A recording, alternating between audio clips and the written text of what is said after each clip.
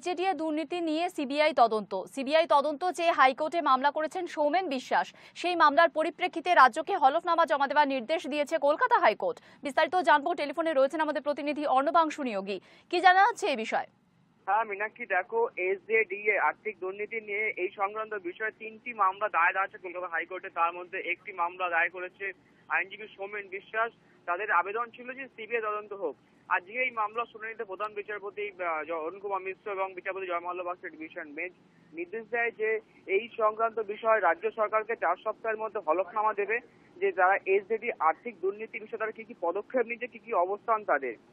সব থেকে উল্লেখযোগ্য বিষয়, আজকে মামলাকারীর পক্ষে আইনজীবী সুব্রত মুখোপাধ্যায় একটি বিষয় প্রসঙ্গ তুলে ধরেন আদালতের কাছে। সেটা হচ্ছে যে রাজ্য সরকারের তরফে একটি টেকনিক্যাল কমিটি গঠন করা হয়েছিল, যারা যাদবপুর বিশ্ববিদ্যালয়ের 4 জন সদস্য ছিল।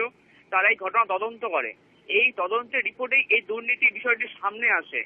তখন বিচারপতি বলেন, ঠিক আছে, আপনারা তাহলে ওই বিষয়ের ডকুমেন্টটা জমা দিন আদালতের কাছে। হ্যাঁ, ধন্যবাদ অর্ণবাংশু। আমরা কথা বলছিলাম আমাদের প্রতিনিধি অর্ণবাংশু নিয়োগীর সঙ্গে।